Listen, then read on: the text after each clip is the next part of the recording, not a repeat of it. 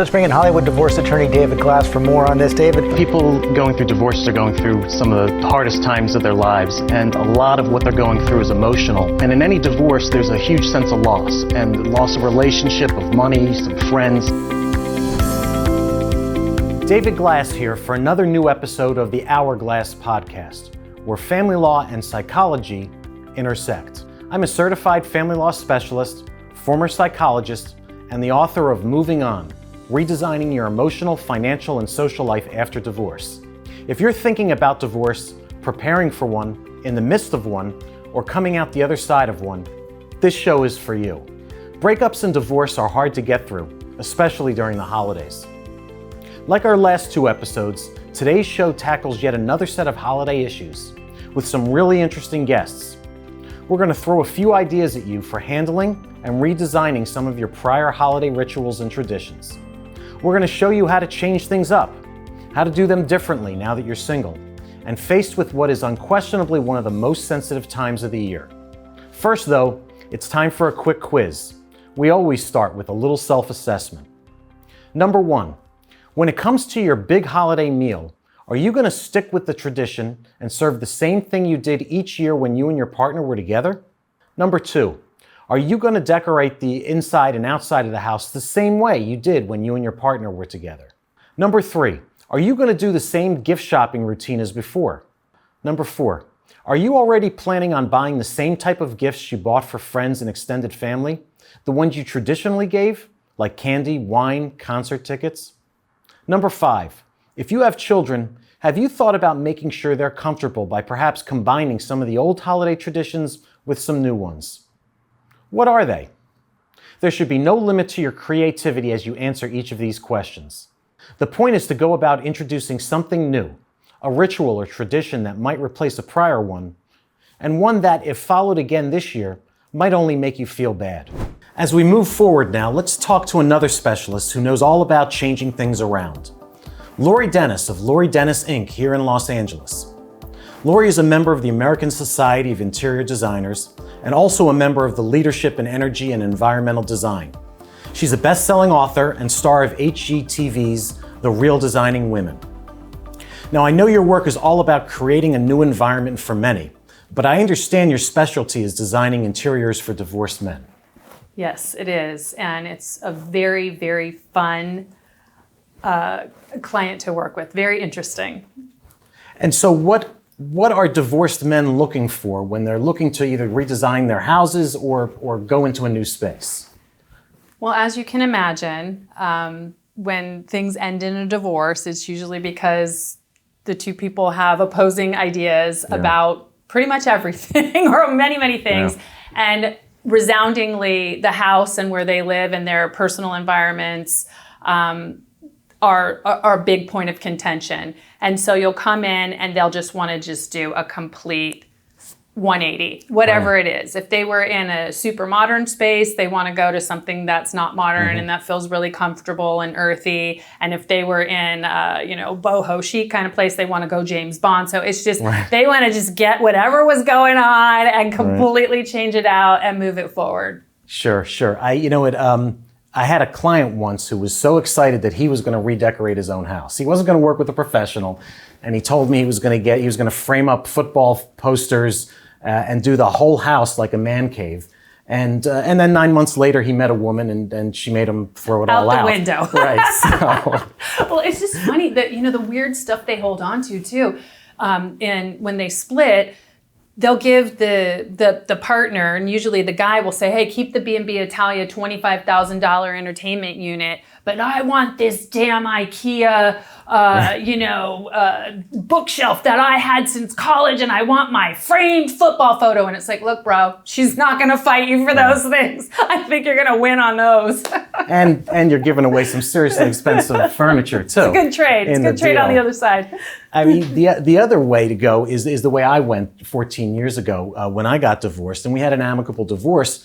I left the house with just my clothing and a couple of boxes of books.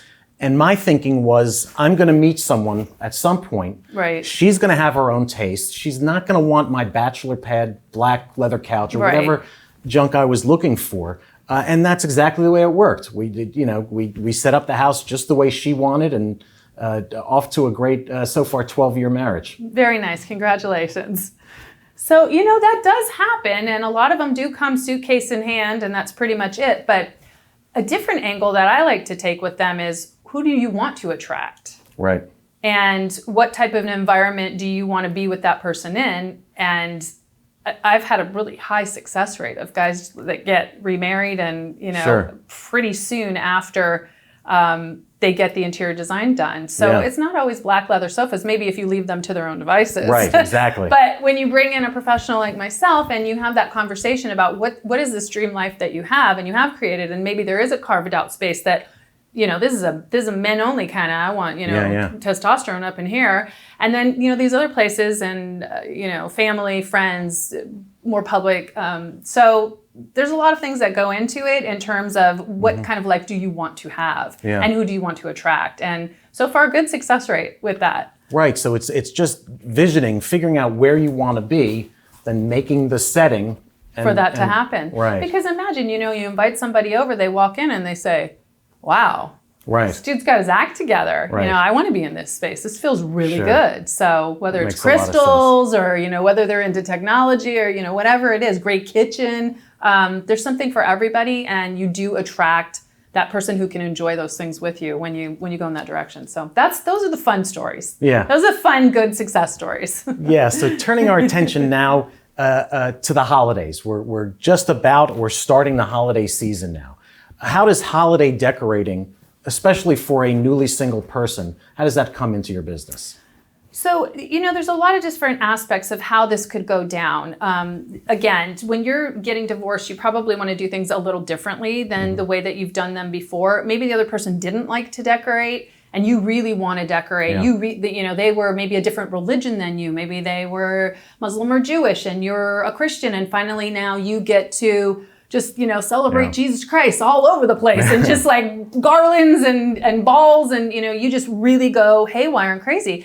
And then it could be the flip side where you used to do all these kind of things and you got the decorations in the divorce and you just really are not into it. You're a minimalist. You never liked all that stuff around the house. You just can't stand looking at the gnomes anymore. Right. And you get a mid-century vibe going and you just have this metal tree with 3 pieces of tinsel on it. Or maybe you want to create new traditions and you invite all of your friends over and have, you buy the balls and you guys all paint on the balls and you just make completely new decorations and a new experience. So it just kind of depends what it is that you had before that you want to do differently now. Or maybe you want to hold on to those traditions. They're still important to you and it doesn't make you sad. And maybe you have some kids and you just still want to keep it the way that it was so everybody doesn't feel completely blasted out of their environment. Or maybe you just say, screw it, let's get out of town and, let's just go celebrate somewhere else. Right. So you mentioned sort of changing things up and perhaps even coming up with some new traditions. What are some good ideas that you've worked with clients on creating a new way to celebrate the holidays? So one of the things that is really important when you're feeling sorry for yourself and you think that you have it the worst out of anybody, it's the holidays, everyone's paired up, is to do some volunteer work. So maybe if you have the means, the time, or the energy, going and decorating in retirement homes where people have no one is a really great new tradition to come up with. Or we do a lot of work with foster kids. So we'll go into foster kids who have transitioned into their own homes. Yeah. And we will not only furnish those homes, but during the holidays, we'll come and we'll help them decorate the homes. And there is a really powerful feeling when you are completely trashed and you feel so down and out and boo-hoo and my world is crashing. Yeah. When you go and you are able to give to other people, and especially other people who probably have things permanently a lot worse off than you do, you come from this place of gratitude and being able to give, and decorating becomes fun again instead of something that you hate and dread. And it's such a rewarding, fun experience that really is what the holidays are all about. Sure. So I highly recommend that. If all the other things don't work and you're still crying in your soup, go volunteer with people who have things that, they'd trade places with you in a minute. Yeah, Alfred Adler, one of Freud's disciples, back in Vienna, called it, and I'm going to butcher it, Gemeinschaftgefühl, a long German word that meant giving to others makes you feel better. Right. And that's exactly what you just Right. described right there. So do you see differences between men and women who are coming out of a divorce and what they're trying to do with their decorating? Absolutely, and I don't want to make it sound like we don't help women. Right. Women tend to need a little less help when it comes to the decorating than men do. I guess that's just a male-female type of a thing. But I would say that women are looking more for peace and calm when they have a split, and to make the home more of a place of solitude and a place that's private. Yeah. So we'll get meditation room requests, and we'll get spa requests, home gym requests. Men, on the other hand, I think are ready to just make this a more public space and invite others in. So we get a lot of converting dining rooms into bars. Yeah. We never use this dining room. How can we use this dining room? I like to drink tequila. I like tequila and wine tastings, and formal living rooms turn into pool halls. So, so the differences are vast. Men also like the gym, but it's like a hardcore gym kind of a situation versus a be quiet, meditate, and invite people over and show with their trainer and show off their new guns that they just acquired. So it's an introspective female kind of energy most of the time, and an outward, bringing public into the private space type of a thing, which sounds reasonable, right? Yeah. That makes a lot of sense. And when people are getting divorced and they happen to ask me, how long should I wait before I start dating again? I tell them, wait a year. You're whole year, okay. You're not in the right mindset to go dating and meeting new people. Is there an optimal amount of time that people should wait after a breakup before they go into redesigning their home? I think they need to go right away into redesigning a new home, and I'll tell you why. Because there's a very long lead time to actually getting a finished product. Yeah. So when you're ready to start dating, your sofa will have finally arrived and everything will be in place. So you'll be good to go. But if you wait until that time, again, if you're trying to attract a certain new life, and you got a house that looks like bears with furniture, maybe you don't get the right kind of energy coming in, that year period. So, get settled, get back on your feet. And it's a really good distraction too, because now you have a project and you're moving forward and you're making new connections in terms of your desires and wants and needs, and you're being productive instead of looking backwards. This was a mess. I didn't like that. I didn't do this right. You're going in a positive forward direction, which is productive, and not just diving into, hey, let me get this new person and terrorize them with your stories and your bad behaviors, and you can work it out with your designer, your counselor, before you move on to your new partner. So great points. So what is the craziest or weirdest or most unusual thing someone has asked for in their redecorated house? I would say it was the dog suite. Okay, so normally we'll get a dog, maybe in the laundry room, there's going to be a really cool dog area where there's a shower for the dog and the kennel for the dog, and where the dog's things are all neatly put away. But this one gentleman had been through a few divorces, no children, perma-bachelor, and the dog was really his everything. And so he moved into, which was really weird because he always lived in these really cool penthouse kind of, doorman building type of environments. And he bought this house in the valley, which is just right in the middle of suburbia, and kids are going down the street with bikes and I said, oh my gosh, is this guy, are we moving to family town? Is this really going to take, he's almost 60, like, let's get the show on the road here. But it wasn't. It was to give his dog the whole, basically upstairs besides the master suite. And there was just all these it just felt so wasteful, because the dog, the dog is just going to be in his bed, and the dog is going to be on the sofa where he's not supposed to be. And Bella just got the whole reign, and there was the art room for Bella, and there was the sleeping room for Bella, and there was the playroom for Bella, and there was the grooming room for Bella. And it was just really over the top. That was one of the, and it was tens, if not hundreds of thousands of dollars worth of Bella room. So that was the weirdest one. That was really out there. Mm-hmm. So Lori, would you be interested in having us follow you at a new project for someone who's just post-divorce, showing us around, taking some video, and then doing before and after shots?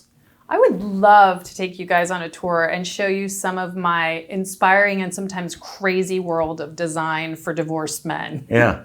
I think you'd love it. Sounds great, and I know the viewers would love it as well. So Lori, where can our viewers find you? I'm at loridennis.com, and they can check out what we do, how we do it, and we'd love to talk about where they want to go and how we can help them get there. Great talking to you today. I especially like your comments about creating the space for what you want your future to look like. A great idea for redesigning. Thank you, and thank you so much for having me on the show. Sure. Next on the Hourglass, we want to talk about giving. Many of you may not realize that you can give to your children and others with all sorts of advantages at the end of the year. So I want to have our next guest, tax attorney Bruce Givner with KBGRice Law Group in LA, talk to you about tax matters that you may want to handle before the end of the year. Bruce, welcome to the Hourglass. Thank you, David. Tell us a little bit about your background. I've been a tax attorney for 45 years. The biggest part of our practice is reducing, deferring, or eliminating capital gains taxes. The next biggest area is reducing or eliminating estate taxes. And the balance is reducing or eliminating the tax on passive income or earned income. Okay, and so I'm assuming if you're talking about reducing estate taxes, you're working with high net worth or ultra high net worth individuals. Yes. The lifetime exclusion now for a single person is $12,060,000. So it's $24,120,000 for a married couple, and next year it's going to go up to very close to $26 million. So it's a huge number that is excluded from the taxable estate. So the estate tax doesn't affect more than 0.1% of the population. But when you've got people in that category, then estate tax planning is very important because the rate is 40%. Right. And then people who aren't in that category, and say you have a 50-year-old who's worth $12 million, that person believes they will be having a taxable estate in the future, so they want to do advanced planning before it gets that high. And then on January 1st, 2026, the exclusion is cut in half. Okay. So let's say we're up to 28 million in 2025. Boom, January 1st, 2026, it'll be 14 million for a married couple. So there's planning and anticipation of that reduction. Right. And of course, you've got people who aren't yet worth that number, but they're going to be alive for a long time. Their estates will grow. Right, and so, but couldn't Congress step in and change that law before it goes into effect in 2026? Will Rogers said no person's fortune is safe as long as Congress is in session. So sure, we can, and we can't really as tax lawyers talk about what the law might be because it could be anything. Yeah. So all we can say about it is what the law is. And we can say right now that, and this is true, in the 100-year history of the Internal Revenue Code, which we're about at, the estate tax is right now at an historic low. It has never been as low as it is now, which is 40%. Right. It's been 70%. It's been 77%. It's been a much higher number. Sure. So we can't really talk about what it could be. Right. Now, aside from this unified exclusion, Right. the $12 million number, Yes. are there other things with people with less money they can do to get money out of their hands Sure. and into children and grandchildren? Sure. So the annual exclusion is very different because it is not, the lifetime exclusion is for the donor. Okay, if I'm giving. But the annual exclusion is not really so much for the donor. I could give, this year's number is 16,000. By the way, they've announced that next year's number is going to be 17,000. So it's going up slightly. But I could give 16,000 without filing a gift tax return this year to 1 million people. So I could get, what is that? 16, that would be 16 billion or 160. My math isn't very good. Right. But if I were, Jeff Bezos, whatever number he's worth, 200 billion or more, Right. you could, without using your lifetime exclusion, you could give $16,000 to 20 million people without filing a gift tax return. So the two are very different. The lifetime exclusion is me limited no matter whom I give it to, whereas the annual exclusion, I could give it to millions of people. Okay, so you can use that 16,000. Typically, you're thinking of mom and dad making gifts to their children. Yeah. So if I've got 2 children and each child is married, right, then it's 32,000 to this couple, 32,000 to that couple. So that's what you think about in terms of the annual. So the annual gift doesn't have to be made to a family member. You're saying it can be made to anyone, Anybody, right. but it's generally made to a family Sure, member. of course. I mean, you don't see people making annual gifts to their cousins, but I'm working on an estate right now. It's $250 million, and they're literally giving $25 million to their children, friends, literally friends, advisors, and everything above 25 million is going to their foundation. So they're not really giving that much to their children. Right. Which actually is sort of like Warren Buffett, who said, I want to give money so my children can do anything, but not so much so that they can't do anything. Yeah, so or they do can't nothing. Do nothing, right, exactly. So yes, we think of it in a parent-child context, yes. Now, where I run into that annual gift issue as a divorce lawyer is when, let's say, husband's parents give twice the annual amount to a husband and wife. Yes. And then they're getting divorced, and husband wants all of that money because it came from his parents. Right. How does that work? So, well, yes, if a gift by definition is separate property. So if they're writing a check to your husband client, if they're writing a check to the wife, that's her separate property, so she takes it with her. Right. You have to address that in the planning stage. Right. What you're doing is typically you set up the parents set up an irrevocable trust for their child. Let's say it's the son, okay? And then what they can do is provide what we call, it's a horrible term, crummy, C-R-U-M-M-E-Y. I'm sure you've heard of it. That's the name of the case, the crummy case, which said that if a beneficiary has at least the theoretical right to withdraw the gift, then it counts against the annual exclusion. Okay. So what you would do, unless there was a divorce already to happen, okay, let's say we were in October, okay? So mom and dad would put $32,000 into the trust for their son, but the wife would have both the son and the wife would have the theoretical right to withdraw. Yeah. But you don't want them to. And once, let's say, 90 days passes by and they haven't withdrawn it, it stays in the trust. So if after that point they get divorced, it's too late. She's not going to get it. Got it. So, I mean, there's ways to plan around it. I mean, we do this in estate tax planning all the time. For example, in the estate plan I described where they're giving $25 million to various people, 3 of those people are the spouses of their 3 children. Sure. So I wrote to the husband, or the father, and I said, do you want us to put in a marital condition? Right. The marital condition is as long as, for example, the wife of his son, they're still married and living together as husband and wife. Neither has filed for divorce, annulment, or legal separation. He said, nope. They get it whether or not. Right. And so you never know what the answer is going to be. That's great.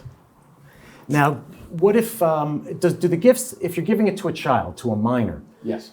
do you have to give the money right to them so they have access to it, or is there a way to control There's it? at least 2 different ways. So one way, the cheap way, of course, is to set up a Uniform Transfer to Minors Act account. We call it CUTMA, the California Uniform Transfer to Minors Act account.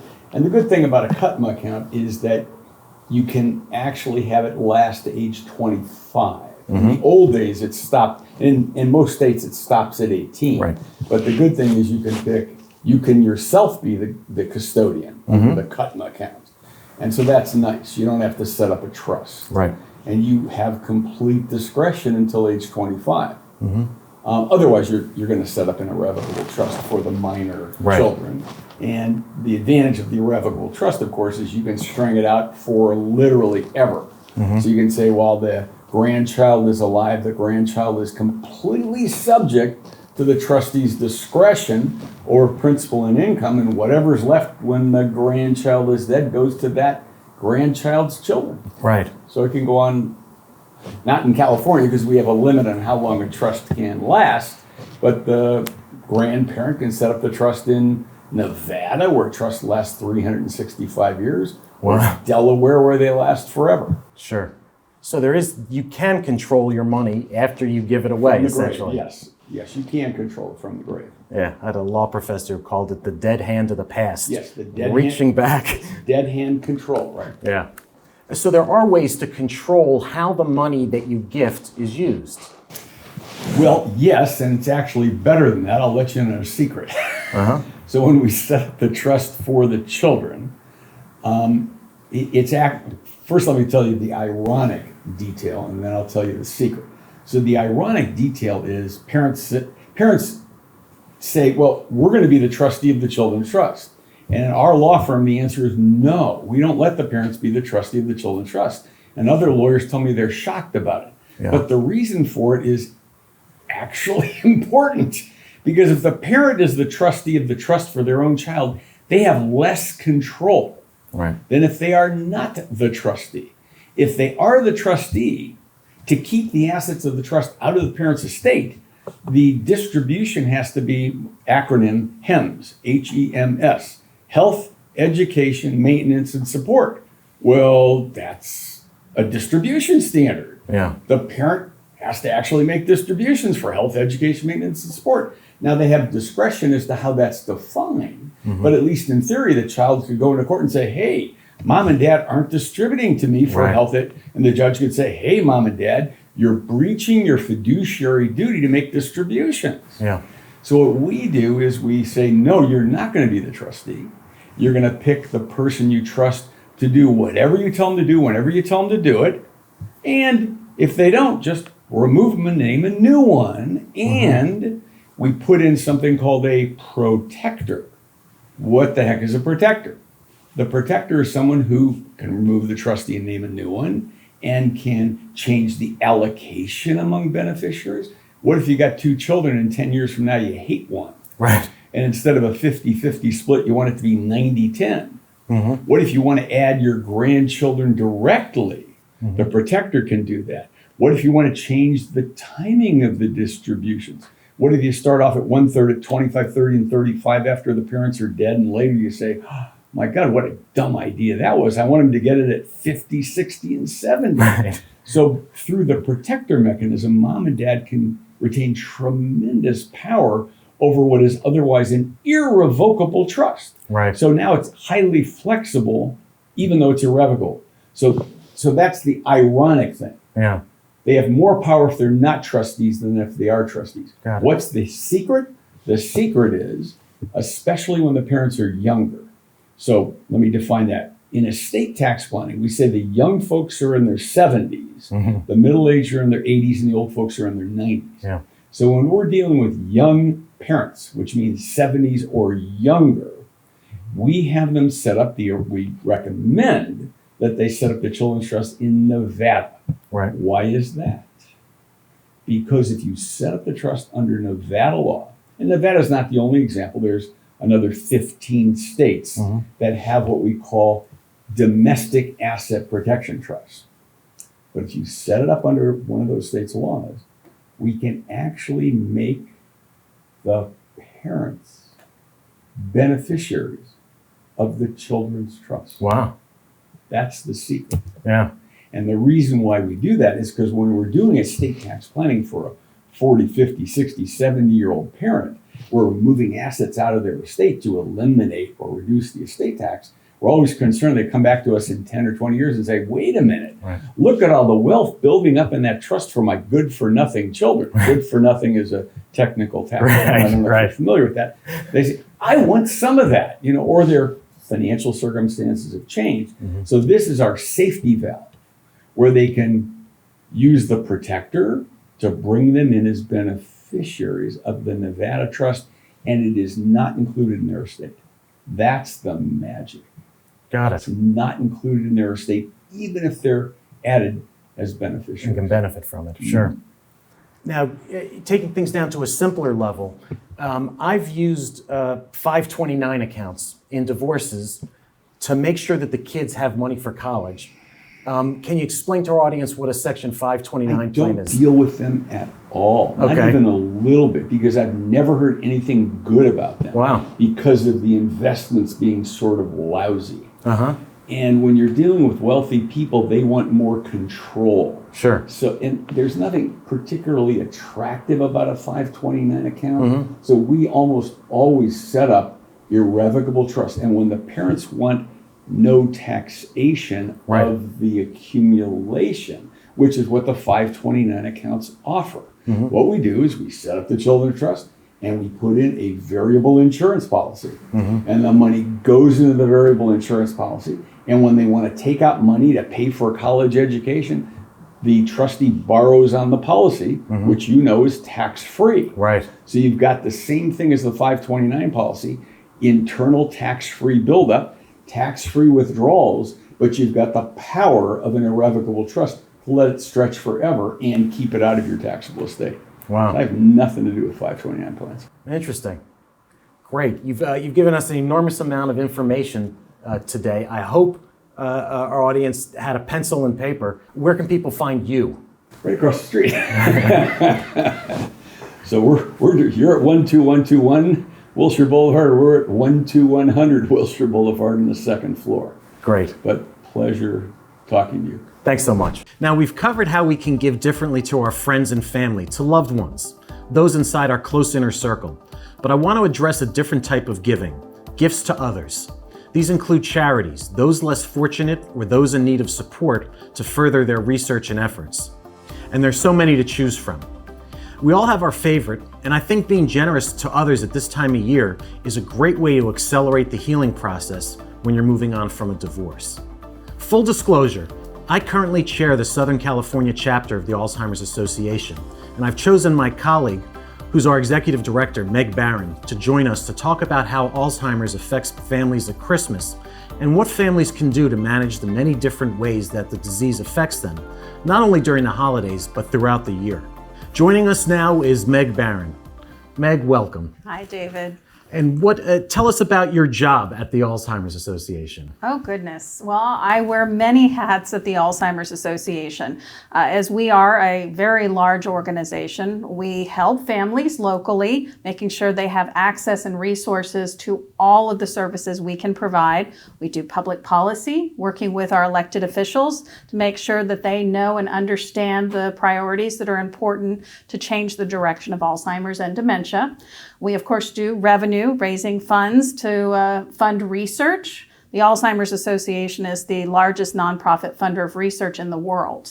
And we also raise awareness through advertising and making sure the stories get out about this disease. What kind of problems do caregivers of people with Alzheimer's, what kind of problems do they deal with on a day-to-day basis? Sure. Well, being a caregiver, I will say, is one of the most difficult jobs. And it's really watching your loved one change. Some forms of dementia, which are curable or treatable, are not like Alzheimer's, which is a deadly brain disease. It's very different than many different types of dementias. And as a caregiver, you're going to have to make sure that you are walking the walk with Alzheimer's.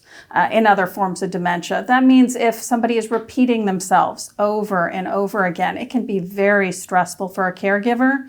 And I would say to somebody, to play the part. It's the greatest acting part I ever played as a caregiver, is getting into the story. If my grandmother would say over and over again where my grandfather was, who had been dead for almost 10 years, Right. I would talk to her and let her know Grandpa isn't here right now. Let's not look for Grandpa, and try to figure out what she really was asking me. Either is she hungry, or does she need to go to the restroom? Whatever she really was asking through her struggles and her irritation. Yeah. So I would encourage any caregiver to really stop, take a breath, and try to see what their loved one really is saying. what are ways that people can make contributions to the Alzheimer's Association? What kind of events are there? Sure.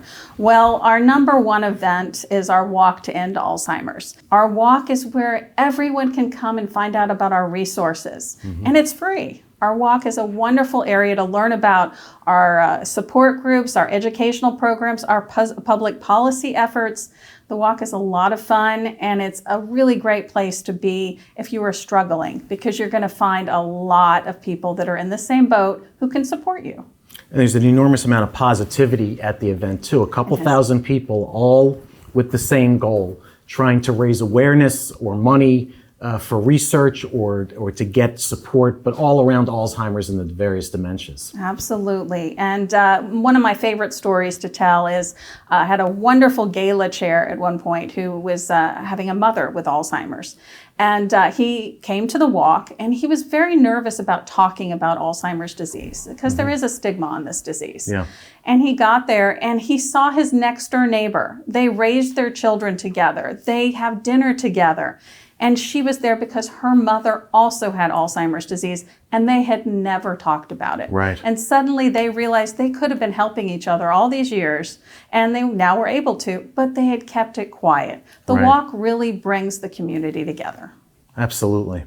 So Meg, you mentioned that Alzheimer's is something different than dementia. Could you explain it to our viewers so they understand the overall, how these things interact with each other? Absolutely. And actually, Alzheimer's is a type of dementia. So I'll use cancer as an example. Cancer is the overarching name, and then we have different types of cancer. Well, that's same with dementia. So dementias that bring a big umbrella term, and then we have different types of dementia. Alzheimer's is the most common form of dementia. We have Lewy body's dementia. I think a lot of people know about that one because Robin Williams had that one. Frontal lobe dementia. There are so many different types, but there's also this group of curable and treatable dementias, like depression can take a form of dementia, and that we know can be treated. So when people see the signs in their loved one, you want to make sure that you are getting a diagnosis. Right. And what are some of the most common signs that people see early on in the process that should start them thinking, maybe I need to get some intervention here? Sure. Changes that affect daily life. And again, with my grandmother, she had beautiful penmanship. She did calligraphy. It was beautiful. And all of a sudden, her handwriting almost was unreadable. And it was just sudden. She couldn't write a check. She couldn't balance her checkbook. Yeah. I mean, these are things that are going to affect daily life, and these are signs that you should look for. And on our website at alz.org, you will see a list of the 10 warning signs for Alzheimer's disease. And I encourage everyone to go and look at that list if they're seeing or worried about a loved one. Sure. And a very difficult point in a family's history must be when they have to make the tough decision that they can no longer personally care for their family member with Alzheimer's or dementia. What does that look like?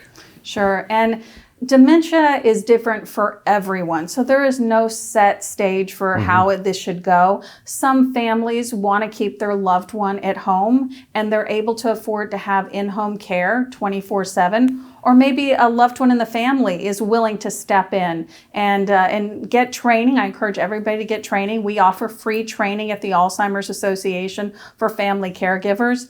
So some people want to stay at home. Others, they don't have that option. So there are many facilities in Los Angeles and all around Southern California that do cater to individuals. And they're usually called memory care facilities or units. But we have a website called Community Resource Finder, and we do it in partnership with AARP, and it lists all of these type of resources, in-home care as well as facilities, and individual can go and research all of this and find what is best for them. It's amazing the breadth of things that the Alzheimer's Association provides to the general public. Pretty much an answer for almost anything that they're going to be facing if they reach out and try to engage us. That is the hardest part. And I'll also like to encourage, we provide something called a care consultation. Because once somebody gets a diagnosis, what do you do? So we have care individuals that will walk you through all of the options, because there is so much to deal with when and if your loved one has Alzheimer's or another form of dementia. Meg, with the holidays coming up, do you have any tips for people who are new to dealing with a family member with Alzheimer's? How do they deal with their own grief at finding out that a family member is going to be suffering? Sure. Talk about it. This is such a difficult disease. And if your loved one is going through this, please talk about it as a family. And we always encourage with those care consultations to come in as a family. Talk about how this care is going to happen in the family, because this can be a very long disease. Yeah. It can last, with my grandmother, 12 years, and that's about average, is 12 years. And so we encourage the family to work together as a unit. You can't get through this alone. So in this care consultation, is there any discussion of legal remedies for getting rid of the roadblocks so that you can care for your family member and get their house in order? Absolutely. A power of attorney is a really important thing to get. And I would encourage anybody that has been diagnosed or a loved one that is caring for their parent, their sibling, their spouse, to make sure that you get an early diagnosis and you talk to an elder law attorney. So our Community Resource Finder website that I mentioned earlier, that is in partnership with AARP, lists elder law attorneys across the country. So you can put in your zip code and find elder law attorneys in your area or the area where your loved one lives. It's a great resource, and I couldn't encourage people early enough to get that done. Right. So, and it's an important point that you cannot wait. If you get that early diagnosis, you've got to get those legal papers done before it becomes impossible to do because you've lost that capacity. Absolutely. And it gives you the power, if you were living with Alzheimer's disease, to make the decision of who you would like to take care of you, how you would like to live your years, and take care of your estate as well. Is there any insight you can share that can help our audience understand how to handle or how to deal with the family member or loved one who has Alzheimer's, especially over the holidays? Absolutely. I will say the holidays are the busiest time for us. We have a 1-800 number. It's 1-800-272-3900. And we have staffed counselors 24/7. And they get the majority of their calls during this time of the year. And it's because families come home, their children or distant family members come home to visit, and suddenly they realize their loved one, there's something not right. And I would love to encourage everybody, if you see that with your family member, please call us. It's a free number. Again, trained counselors 24/7, there to support you. And we want to make sure that you are getting a diagnosis for your loved one, because it might not be Alzheimer's or dementia. Right. So instead of wondering and worrying, getting in as quickly as possible to try and figure out what might be going on. Absolutely. And I understand our call people speak how many different languages? Well, I believe it's 62 different languages. And I have trouble with one, so but 62 different languages. And again, they're trained counselors. Majority have MS degrees, so they are people you want to talk to. And again, it's free.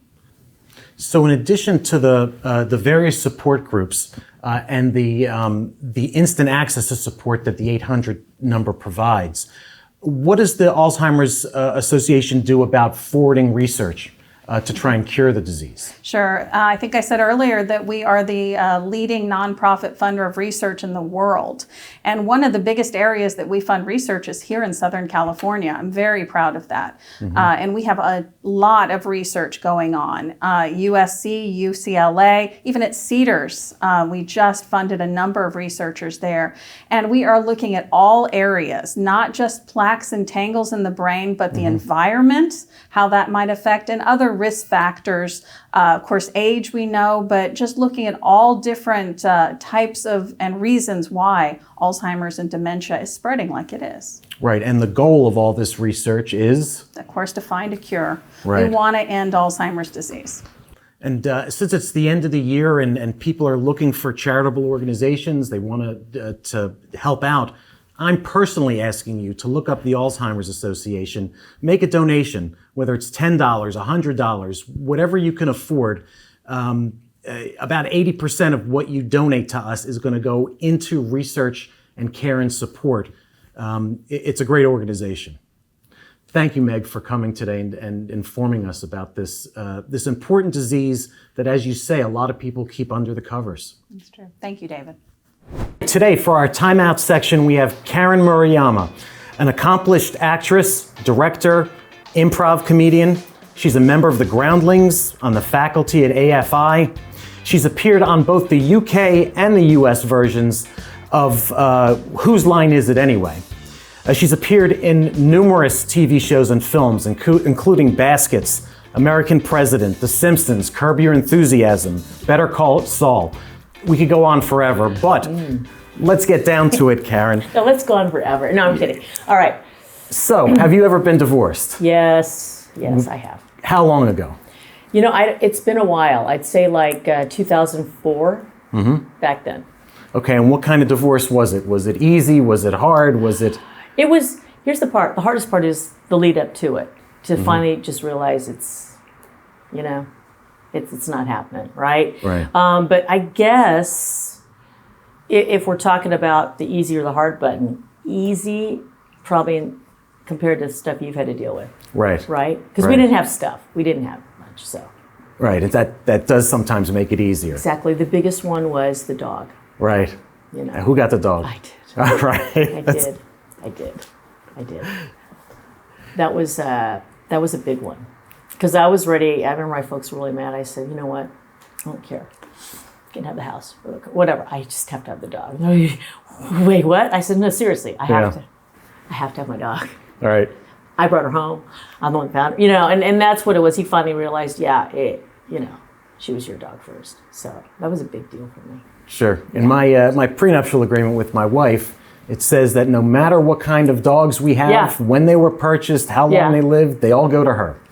Wow. We set it up from I'm a divorce lawyer, so I set these things up. That's good. That's nice, though. You know what I mean? Yeah.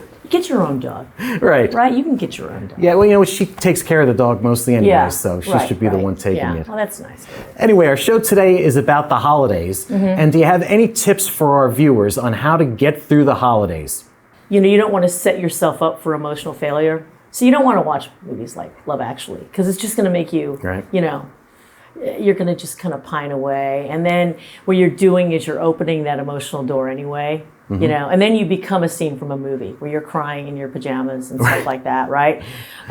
You also don't want to go the other way and start to rally your friends that say the right thing to you. You know, it's more about spending time with people you enjoy being with on just a sharing time, level. Right. And also they're going to tell you the truth as opposed to, you know what's a trigger for making people cry? And you know this. If you're going through a divorce, you're going through something sad and they come up to you and they go, hi, David. You know what I mean? And all of a sudden you just go, whoa. It's almost like a trigger. Right. So you don't want that. Get your favorite drink, hang out with your dog. Dogs are great. Dogs are sentient. Dogs get it. However you're feeling about whatever horrible's going on with you, there's always somebody who can top it. Right. Seriously. Yeah. And you go, wow. So if I think of it that way, it's like there's somebody who's had it worse. Sure. I'm not saying that's good for for me, but it's just like, oh, okay. I'm not the only one. It's like COVID. Divorce is like COVID. Right. Most people have gone through it. Yeah. And a bunch of people had it way worse than you had. Yes. Yeah. Yes, David. All right, so you mentioned you got the dog in the divorce. How did you explain to the dog? Okay, the dog knew something was up because I was living somewhere else, right, and visiting the dog. And so she was kind of, and the thing is, dogs, they're sentient. I'll tell you this. I didn't even have to tell her. All right, she could tell. When you're moping around, and that's when they come up on the couch and they lick your face. So I didn't really need to tell her. She knew. But when we were back together, it was the best. Yeah. You know what I mean? And I'm sure it's like in bed with kids, right? But it was just like, it was like perfect. They're always there for you. They're home when you get home. You know what I mean? They can't wait to see you. They listen to you. Like, those dogs have those really soulful eyes. In fact, most of them do. They're listening to you. I talk to my dog all the time. Now, and it's crazy. When you're walking, you get busted talking to your dog. Because I talk to her like this. So say, hey, Buzzy, we're going to have dinner a little early because I've got to go, take the car and stuff like that. I mean, I'll do that. So it's kind of, That's most dog owners. Okay, good. I've had a judge for a couple who was arguing over things like pots and pans and silverware, had them make a list of everything in the house, and they flipped a coin and they each got to pick one thing after another. And they had two high-priced attorneys watching them pick this list, and the wife would pick the pot and the husband would pick the lid. And the wife would pick a fork and he would pick a knife. So no one ended up with a full set of Right, anything. then they get nothing. But I guess it's a self-satisfaction of looking at that lid going, right? Yeah. So, yeah, that's all. Great. Good job. Thanks so much for being with us Oh, today. you're welcome. Thanks for having me. Well, before signing off, let's consider the lyrics of another song, like we do in all of our Hourglass episodes. It has to do with time and the value of it. If you've been watching, you know I'm already big on that. Using time wisely. We only have so much of it. And as we near the end of the year and come upon the holidays, we tend to reflect on the past. If you're starting to experience regret or long for the chance to do things differently, consider a couple of the lyrics in the following song written by Matt Bloyd, an American Idol runner-up who has gone on to an active career. His words might help you get centered. You might realize that you can't look back, just forward. His reference, "I try to stop the hourglass," is obviously an impossible request. What we can learn from his wish, though, is that we can't stop the sands of time, but we can strive to make better use of them. We can also appreciate what we've gained from them, and we also can heed his remark, "Only time can heal," as a reminder that this too shall pass. That's it for this episode of The Hourglass. Remember, use your time wisely. You only have so much of it.